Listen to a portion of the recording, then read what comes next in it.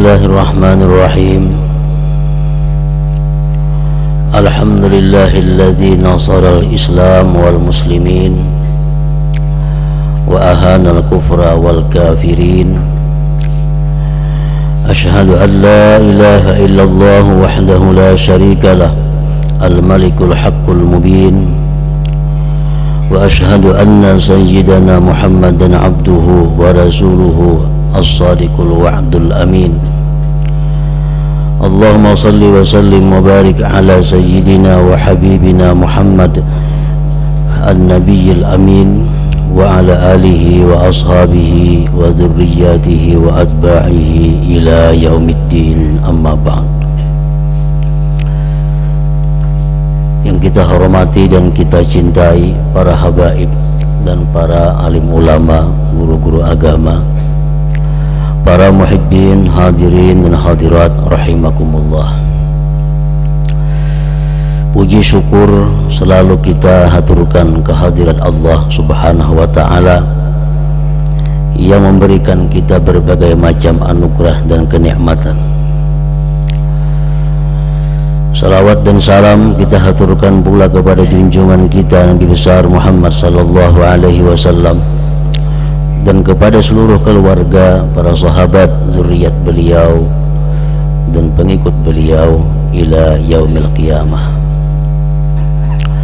Para muhibbin rahimakumullah, yang ke-110 daripada surah-surah Al-Quran, Suratun Nasr, madaniyatun wa ayatuha thalath. Surat An-Nasr diturunkan di Madinah dan ayat-ayatnya berjumlah 3 ayat.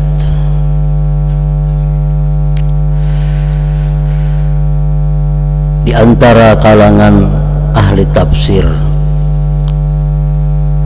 menjelaskan bahwa ini surat An-Nasr termasuk di antara surah-surah yang turun menjelang wafatnya Rasulullah sallallahu alaihi wasallam, karena Rasulullah sallallahu alaihi wasallam wafat sesudah 60 hari turunnya ini surah, dan ada yang mengatakan 80 hari.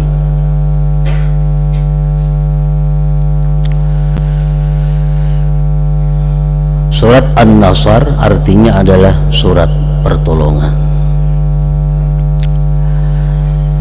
Bismillahirrahmanirrahim. Idza jaa nasrullahi wal fath.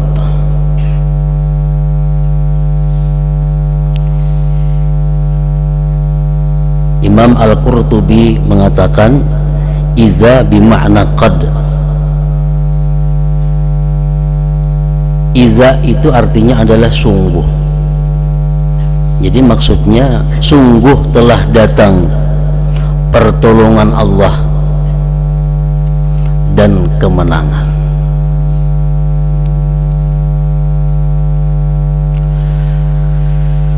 Rasulullah sallallahu alaihi wasallam dari awal sampai akhir hayat beliau di muka bumi ini selalu mendapat pertolongan dari Allah subhanahu wa ta'ala, sehingga Allah menegaskan di dalam ini surah idza jaa nasrullah wal fath, sungguh telah datang pertolongan Allah. Beberapa kali beliau ingin dibunuh, ingin disakiti, namun selalu selamat dan ditolong oleh Allah subhanahu wa ta'ala. Di dalam banyak kitab tarikh disebutkan pernah di Masjidil Haram sewaktu beliau sembahyang di depan Baitullah, tidak jauh dari situ Abu Jahal dan kawan-kawan duduk memperhatikan Rasulullah Sallallahu Alaihi Wasallam sedang sembahyang. Di waktu beliau sujud, Abu Jahal berkata kepada kawan-kawannya, ujar Abu Jahal, nanti kalau Muhammad itu sujud akan aku pecahkan kepalanya dengan batu yang besar. Lalu Abu Jahal mencari batu. Begitu Nabi kita sujud, Abu Jahal siap untuk meletakkan batu tadi di atas kepala Rasulullah SAW. Namun tiba-tiba Abu Jahal ini mundur. Kawan-kawan Abu Jahal bingung, kenapa engkau Abu Jahal mundur? Abu Jahal menjawab, begitu aku dekat dengan Muhammad, aku ada melihat seekor unta yang besar yang ingin menerkam aku, sehingga aku mundur dan tidak jadi melempar Nabi Muhammad dengan batu ini. Nah, ini salah satu pertolongan Allah kepada junjungan kita Nabi besar Muhammad sallallahu alaihi wasallam. Dan disebutkan pula di dalam kitab tarikh, di waktu beliau pulang dari peperangan Zatir Riqa, di tengah perjalanan menuju Madinah, Rasulullah dan para sahabat beristirahat di suatu tempat. Di waktu istirahat itu, sahabat ini berkelompok-kelompok. Di sini ada 3 orang, di sini ada 10 orang istirahat. Dan Rasulullah memenjilkan diri sendiri jauh daripada sahabat. Lalu beliau menggantungkan pedangnya di atas pohon yang ada di situ dan tidur beliau di bawah pohon itu. Tiba-tiba datang seorang Badawi mengambil pedang Rasulullah sallallahu alaihi wasallam dan dia menghunuskan pedang itu kepada junjungan kita. Dibangunkan Nabi kita oleh seorang Badawi tadi dengan pedang yang terhunus, dan Badawi tadi berkata, wahai Muhammad, may yamna'uka minni, siapa yang bisa mencegah engkau daripadaku sekarang ini? Menghunuskan pedang di hadapan Rasulullah sallallahu alaihi wasallam. Beliau menjawab dengan tegas, Allah yang mencegahku.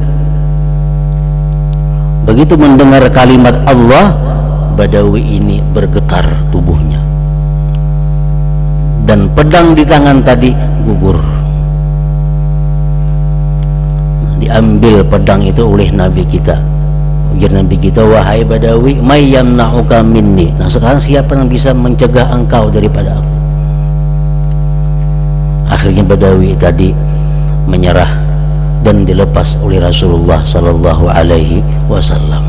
Nah, ini untuk kesekian kalinya Rasulullah Nabi kita mengalami percobaan pembunuhan daripada orang-orang kufar. Para muhibbin rahimakumullah, idza jaa nasrullah wal fath, sungguh telah datang pertolongan Allah dan kemenangan. Kemenangan yang dimaksud di sini adalah kemenangan di mana Rasulullah Shallallahu Alaihi Wasallam berhasil merebut kembali kota Mekkah yang telah sekian tahun beliau tinggalkan karena diusir oleh kufar Quraisy. Dalam perebutan kota Mekkah itu, Rasulullah berangkat dari Madinah bersama dengan 10.000 sahabat. Bahkan ada yang mengatakan 12.000 sahabat bersama Rasulullah menuju Mekkah dengan tujuan ingin merebut kembali kota Mekkah. Nah, ringkas riwayatnya, begitu sampai di Mekkah, tidak sedikit pun terjadi pertumpahan darah. Orang-orang Mekkah dengan rela menerima, dengan sukacita menerima kedatangan beliau dan para sahabat-sahabatnya itu. Nah, inilah yang dimaksud dengan wal fath di sini. Nah, Allah Subhanahu wa taala menjelaskan kepada Nabi kita, idza jaa nasrullah wal fath, sungguh telah datang pertolongan Allah dan kemenangan. Wa ra'aitan nasa yadkhuluna fi dinillahi afwaja, dan engkau lihat wahai Rasul, manusia itu masuk ke dalam Islam berbundung-bundung. Begitu kota Mekah sudah dikuasai, maka orang-orang yang di sekitar Mekah daripada bangsa Arab berbundung-bundung masuk Islam. Sebagian ahli tafsir mengatakan yang dimaksud dengan manusia di sini adalah ahlul Yaman, orang-orang Yaman. Wa dzalika annahu warada minal Yaman 700 insan mu'minin ta'iin, dan pada waktu itu datang kepada Rasulullah sallallahu alaihi wasallam sebanyak 700 orang daripada Yaman beriman dan taat kepada Allah dan Rasulnya. Dan para ahli tafsir yang lain mengatakan bukan hanya ahli Yaman yang dimaksud di dalam ayat yang kedua ini, tetapi adalah seluruh orang-orang Arab yang ada di sekitar Mekah. Mereka berbundung-bundung masuk ke dalam agama Islam karena mereka sudah meyakini bahwa apa yang diajarkan Rasulullah itu adalah satu kebenaran, bukan sesuatu yang salah atau sesuatu yang batil. Nah, para muhibbin rahimakumullah, Rasulullah sallallahu alaihi wasallam bersabda, "Innan nasa dakhalu fi dinillahi afwaja wa sayakhrujuna min dinillahi afwaja." Zakarahul Mawardi. Ujar Nabi kita bahwasanya manusia itu masuk Islam berkelompok-kelompok, berbundung-bundung. Jadi sejak zaman itu manusia selalu berbundung-bundung masuk agama Islam. Wa sayakhrujuna min dinillahi afwaja, dan mereka selagi keluar dari Islam pun berbundung-bundung. Tentunya ini di akhir zaman nanti. Jadi pada awal Islam orang-orang masuk Islam berbundung-bundung, dan di akhir zaman umat Islam meninggalkan Islam, keluar daripada Islam pun berbundung-bundung. Nah, para muhibbin rahimakumullah, apa yang dimaksud dengan mereka keluar dari Islam itu berbundung-bundung? Bukan artinya bermurtad semuaan orang berbundung-bundung, bukanlah demikian yang dimaksud. Tetapi umat Islam itu nantinya di akhir zaman mereka berkelakuan, bertetangga, berkeluarga, berusaha meninggalkan apa-apa yang diajarkan oleh agama Islam. Walaupun dia seorang muslim, dia orang muslim, tapi gaya hidupnya, pakaiannya, perhiasannya bukan seperti orang muslim. Dia orang muslim, tapi usahanya, jual belinya, perdagangannya jauh daripada ajaran Islam. Dan ini dicontoh, ditiru oleh orang muslim-muslim yang lainnya. Ada usaha berhasil, walaupun usaha ini haram. Islam-Islam yang lain berbundung-bundung mengikuti usaha seperti itu. Ada model pakaian yang baru, model pakaian yang hanyar, yang bertentangan dengan ajaran Islam, dipakai oleh orang Islam. Yang lainnya berbundung-bundung mencontoh pakaian seperti itu. Nah, ini sudah disabdakan oleh Rasulullah sallallahu alaihi wasallam. Wa ra'aitan nas yadkhuluna fi dinillahi afwaja fasabbih bihamdi rabbika wastaghfirhu innahu kana tawwaba.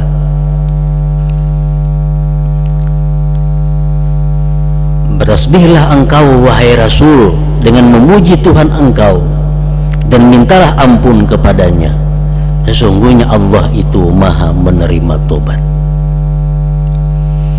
Nah, dalam ayat yang ketiga ini Allah memerintahkan kepada Nabi kita 3 perkara. Yang pertama, fasabbih bihamdi rabbika wastaghfir. Pertama, fasabbih, bertasbihlah engkau wahai Rasul. Yang kedua, pujilah Tuhanmu wahai Rasul. Yang ketiga, mintalah ampun kepada Tuhan wahai Rasul, sesungguhnya Allah itu maha menerima tobat. Nah, pertama ini Allah memerintahkan kepada Rasul bertasbih, mengucap subhanallah. Kenapa Rasul diperintahkan bertasbih? Karena perjalanan beliau selama sekian tahun di dalam memperjuangkan Islam itu merupakan sukses yang sangat besar. Peperangan demi perang dimenangkan oleh Rasulullah, pertolongan demi pertolongan diterima Rasulullah, sehingga dalam waktu yang sekian singkat berhasil menyebarkan Islam di Jazirah Arab. Ini merupakan sesuatu yang luar biasa sehingga beliau diperintahkan bertasbih. Kan kita kalau melihat yang ajaib, yang menakjubkan, kita disuruh mengucap subhanallah, maha suci Allah. Nah, Rasul pun demikian. Kemudian pujilah Tuhan, karena semua yang terjadi itu merupakan pertolongan daripada Allah Subhanahu wa ta'ala. Dan mintalah ampun kepada Allah kalau kurang tasbih itu, kalau kurang pujian itu daripada yang semestinya. Innahu kana tawwaba, sesungguhnya Tuhan Allah Subhanahu wa ta'ala itu menerima tobat. Nah, para muhibbin rahimakumullah, para ulama tafsir menjelaskan kenapa di dalam ini ayat innahu kana tawwaba, tidak ghaffara. Mestinya kan wastaghfirhu innahu kana ghaffara, minta ampunlah kepada Allah, Allah maha pengampun. Nah, mestinya macam itu. Tapi di sini bukan demikian. Allah mengatakan mintalah ampun kepada Allah, sesungguhnya Allah itu menerima tobat.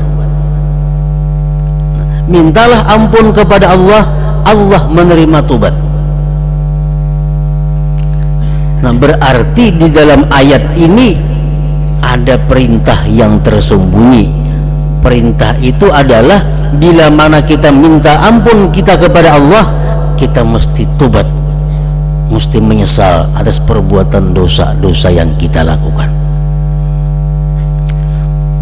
Kalau di mulut dimuntung aja astagfirullahaladzim, astagfirullahaladzim, tapi di hati kadang menyesali perbuatan dosa yang dilakukan, itu Allah kadang berkenan menerima.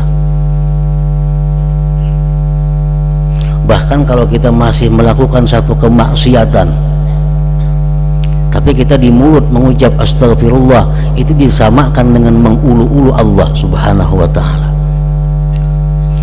Sebuah hadis menyatakan al-mustaghfiru bilisanih al-musirru biqalbih kal mustahzi birabbih. Orang yang beristighfar dengan lisannya tapi mengekali berbuat dosa di dalam hatinya, itu seperti orang yang mengulu-ulu dengan Tuhannya.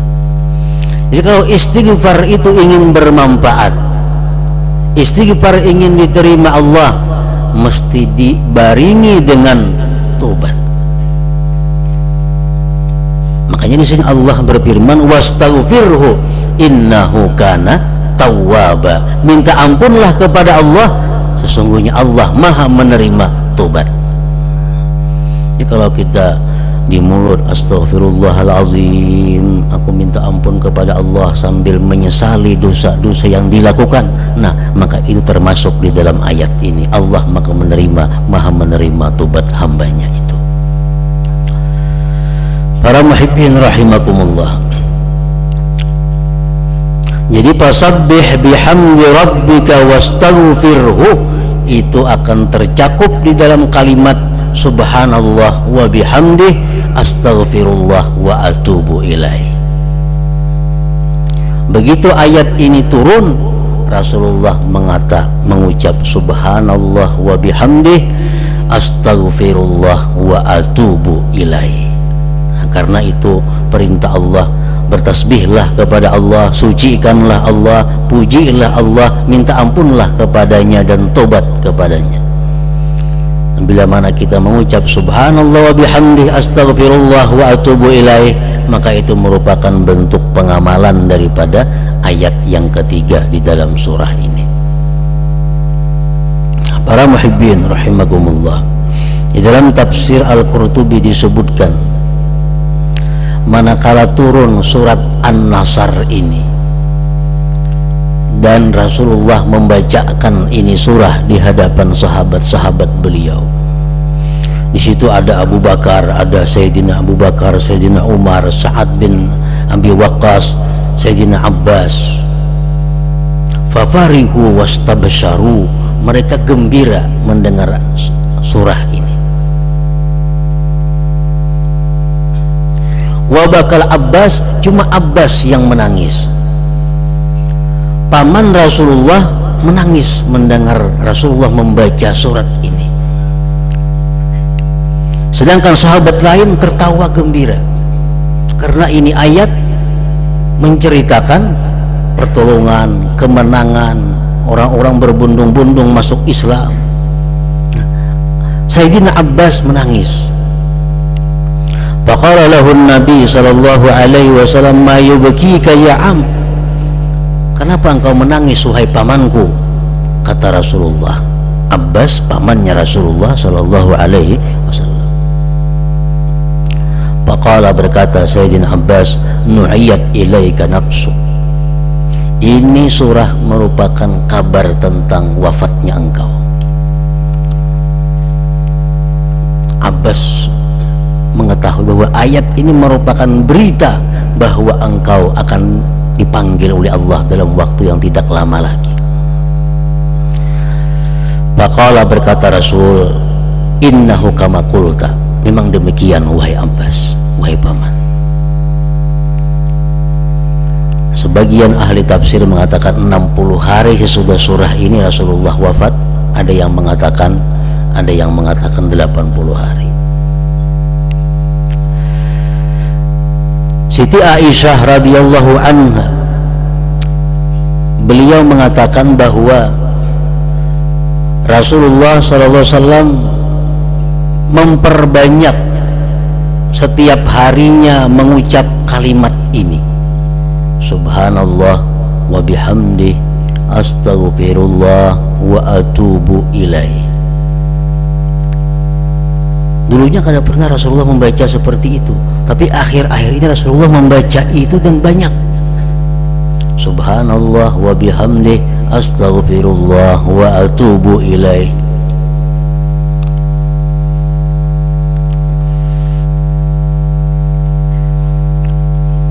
Aisyah berkata, ya Rasulullah, araka tuksiru min qawli subhanallah wa bihamdih astaghfirullah wa atubu ilaih. Ulun lihat engkau wahai Rasul banyak sekali membaca subhanallah wa bihamdih astaghfirullah wa atubu ilaih. Faqala, Rasulullah menjawab, khabbarani rabbi anni sa'ara alamatan bi ummati fa idza ra'aituha aktsartu min qawli subhanallah wa bihamdih astaghfirullah wa atubu ilaih. Faqad ra'aituha idza jaa nasrullah wal fath. Ujar Nabi kita, Allah Tuhanku mengkhabarkan kepadaku bahwa aku akan melihat tanda-tanda pada umatku. Bila aku lihat tanda-tanda itu, maka aku memperbanyak membaca subhanallah wa bihamdih astaghfirullah wa atubu ilaih. Dan tanda-tanda itu, kata Rasulullah, sudah kulihat. Apa tandanya? Idza jaa nasrullahi wal fath. wa ra'aitan nasa yadkhuluna fi dinillahi afwaja fasabbih bihamdi rabbika wastaghfirhu innahu kana tawwaba. Nah, para muhibbin rahimakumullah, para ulama menyimpulkan daripada ini bahwa untuk orang-orang yang sudah mendekati kematian, macam Rasulullah tuh umur segini sudah 63 tahunan waktu itu. Nah, artinya orang-orang yang sudah berumur 63 tahun, alangkah baiknya mereka itu mencontoh Rasulullah Sallallahu Alaihi Wasallam, memperbanyak membaca kalimat tadi. Kenapa sebabnya? Karena orang-orang yang sudah berumur 63 tahun itu sudah mendekati akhir masa hidupnya, dan berharap dengan kalimat-kalimat yang diucapnya itu dia mati dalam keadaan husnul khatimah. Arti banyak tuh berapakah sehari? 100 kah, 200 kah, 300 kah? Subhanallah wa bihamdi astaghfirullah wa atubu ilaih. Ini dilakukan oleh Rasulullah Sallallahu Alaihi Wasallam. Nah, nang kada tuha apa? Karena salah aja membaca itu. Cuma nang tuha perlu banyak, itu maksudnya. Nang 40, 30 bagus ya membaca. Cuma nang tuha-tuha, nang sudah parak, nah itu perbanyaklah membaca itu agar wafatnya dalam keadaan husnul khatimah, mendapat ampunan dari Allah Subhanahu wa Ta'ala. Nah, yang ke-111 surah Al-Masad. Hadratin Nabi sallallahu alaihi wasallam. Al-Fatihah.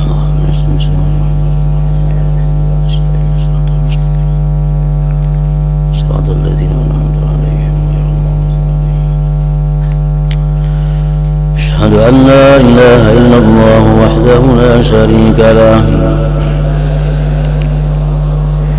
أشهد أن سيدنا محمدا عبده ورسوله. لا إله إلا الله نستغفر الله.